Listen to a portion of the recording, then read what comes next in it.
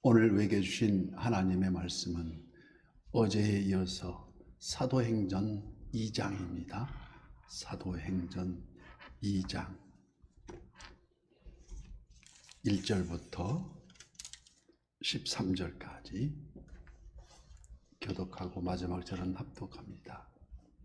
오순절날이 이미 이름에 그들이 다 같이 한 곳에 모였더니 호련히 하늘로부터 급하고 강한 바람 같은 소리가 있어 그들이 앉은 온 집에 가득하며 마치 불의 혀처럼 갈라지는 것들이 그들에게 보여 각 사람 위에 하나씩 임하여 있더니 그들이 다 성령 충만함을 받고 성령이 말하게 하심을 따라 다른 언어들로 말하기를 시작하니라.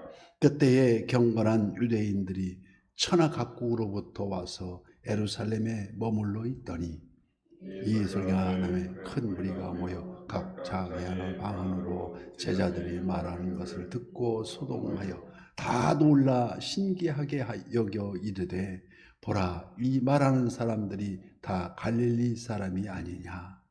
우리가 우리의 각 사람이 난 곳 방언으로 듣게 된 것이 어찌 됨이냐. 우리는 바데인과 메디아인과 엘람과 또 메소포타미아, 유대와 갑바도기아, 본도와 아시아, 부르기아와 밤밀리아, 에우미, 구레네, 아방, 리비아, 여러 지방에 사는 사람들과 로마로부터 온 나그네 곧 유대인과 유대교에 들어온 사람들과 그레데인과 아라비아인들이라. 우리가 다 우리의 각 언어로 하나님의 큰 일을 말함을 듣는도다 하고 다 놀라며 황하며 서로 이르되 이 어찌된 일이냐 하며 다 같이요 또 어떤 이들은 조롱하여 이르되 그들이 새술에 취하였다 하더라.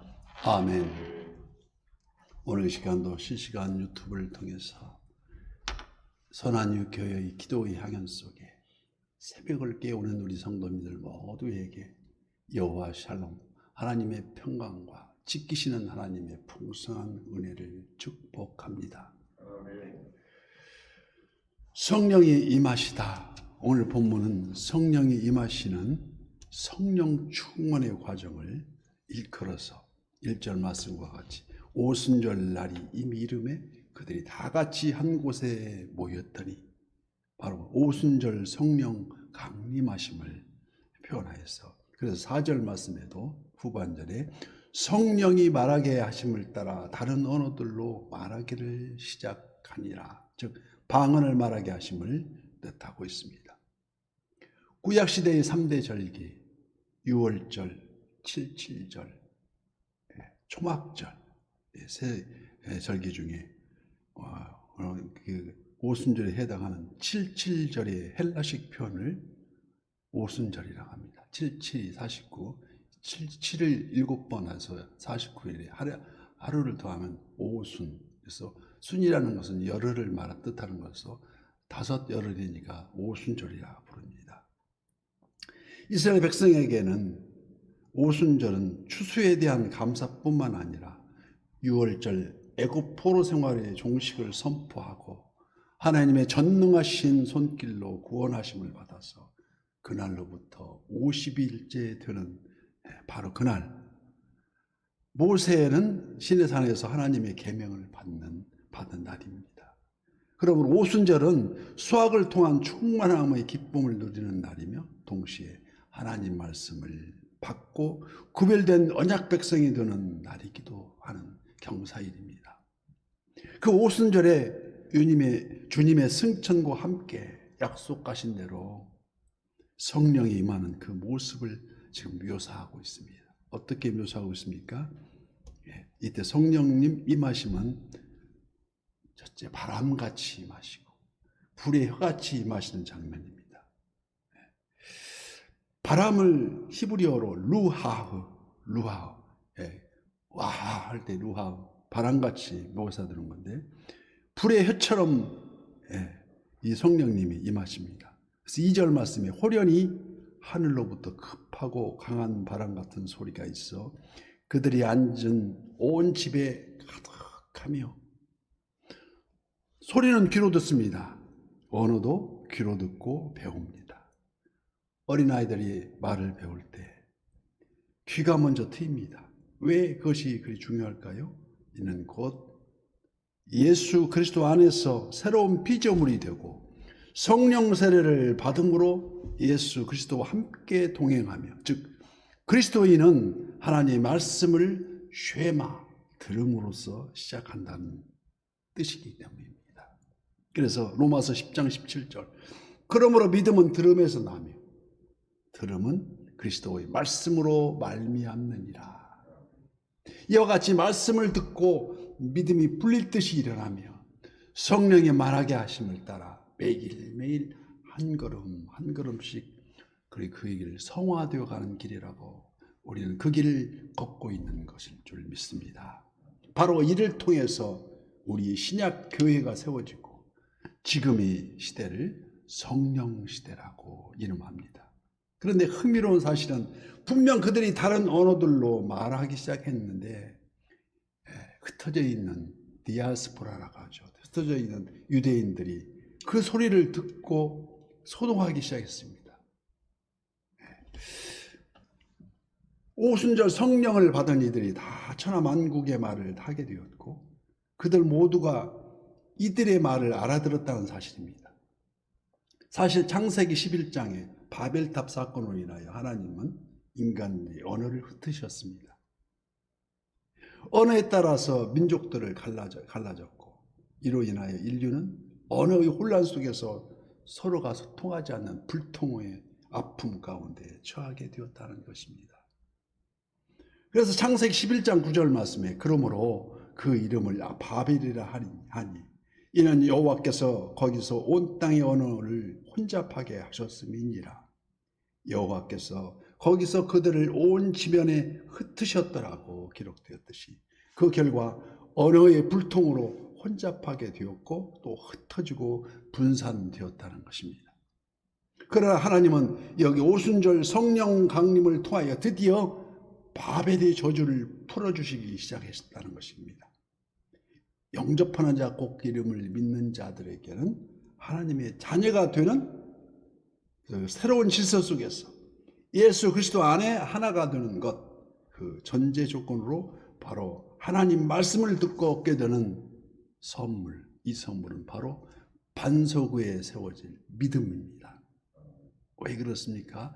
이 믿음만이 하나님을 기쁘시게 할 수 있기 때문입니다. 그래서 히브리서 11장 6절 말씀, 믿음이 없이는 하나님을 기쁘시게 하지 못하나니 하나님께 나아가는 자는 반드시 그가 살아계시는 것과 또한 그가 자기를 찾는 자들에게 상 주시는 이심을 믿어야 할지니라. 이처럼 믿음이 없이는 하나님께 나아갈 수가 없습니다. 그게 하나님을 기쁘시게 우리 교회가 나가는 모토입니다. 도리어 그들은 오히려 오늘 보면 마지막 절 13절 말씀에 또 어떤 이들은 조롱하여 이르되 그들이 세술에 취하였다 하더라. 영문을 모르니까 이렇게 나오게 됩니다. 그래서 우리 예수 그리스도를 믿는 것, 고린도전서 12장 3절 말씀에 성령으로 아니하고는 예수를 그리스도라고 시인할 수 없느니라. 누구든지 예수를 주라 시인할 수 없다는 것입니다. 성령의 도우심으로 말미암아 말씀을 깨닫게 되고 믿음을 갖게 한다는 것인데, 이는 바로 하나님께서 베푸신 오순절 성령 강림의 열매들, 그게 결실이라는 것입니다. 또한 일찍이 인간의 불순종의 죄악으로 또 교만으로 흩어지신 그 바벨의 언어를 새롭게 하신 날이기도 한다는 것입니다. 더 이상 민족과 민족 사이에 그리고 계층과 계층 사이에 세워두었던 장벽이 무너져 내리는 것입니다. 십자가로. 그래서 에베소서 2장 14절 말씀, 그는 우리의 화평이신지라 둘로 하나를 만드사 원수된 것 곧 중간에 막힌 담을 자기 육체로 허시고. 그래서 우리에게 하나님과의 장벽 그리고 인간과 인간 사이의 죄악으로 인하여 생긴 담을 십자가로 헐으시고 우리 모두의 화평이 되어 주셨다는 것인데, 바로 여기에서 용서의 미덕이 나옵니다. 누구든지 다 용서해 줘야 된다는 것입니다. 주님이 가르쳐 주신 기도문 중에도 우리가 우리에게 잘못한 사람을 용서해 준 것 같이 우리 죄를 용서하여 주시고, 우리가 먼저 용서를 해줘야 용서를 받는다는 의미입니다. 그래서 이로써 오순절은 수확의 날이며 동시에 사명의 날입니다. 바람처럼 불의 혀처럼 임하시는 성령 하나님의 강령마심으로 더욱 더 믿음이 튼실해지고 새로운 언어를 수확하게 된다는 것입니다. 지금도 여전히 전적인 은혜로 오순절 성령의 역사는 동일하게 나타나고 또 일어나고 있습니다. 여기 서 있는 저도 새벽기도 중에 갑자기 성령의 임하심을 아주 그 복잡한 마음속에서도 평안을 주시고 잔잔한 물속에, 그 에메랄드빛 물속에 푹 파묻히면서 어찌 그렇게 편안하고 평안이 찾아오는지, 그게 바로 입이 열리고 튀어나오는 말씀하시게 하시는 그 은총에 힘입어서 무릎을 꿇게 되는 상황이 벌어집니다. 비록 지금은 이 땅 위에 이 열매가, 그 열매가 우리에게 귀를 새롭게 하시고 또 우리의 눈을 밝게 하는, 영안이 열리게 하시면서 성령의 열매는 알알이 맺히게 하십니다. 이 열매는 알알이 따로따로 맺히는 열매가 아니라 한꺼번에 포도송이처럼 열립니다.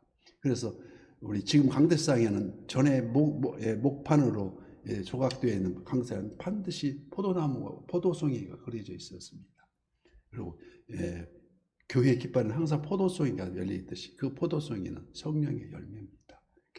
한꺼번에 열리는데 사랑이 따로 열리고 희락이 따로 열리고 그런 것이 아니고 사랑과 희락과 화평, 오래 참음과 자비와 양선, 충성과 온유의 절제, 그 송이 열리는 그 열매가 한꺼번에 우리에게 찾아와서 성령이 임하신 오순절 성령이 임하시면 이렇게 우리를 찾아와서 그 열매가 익어감에 따라 차츰 우리의 언어가 바뀌고 생각이 바뀌고 행동마저 선한 이웃으로 바뀐다는 것입니다.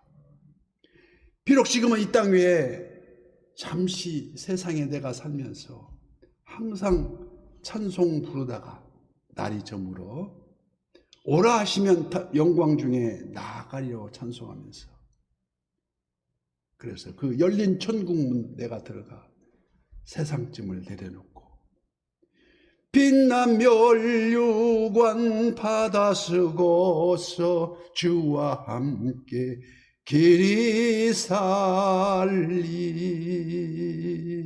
바로 우리의 본향 천국 소망을 갖게 하여 주신다는 것이 아니겠습니까?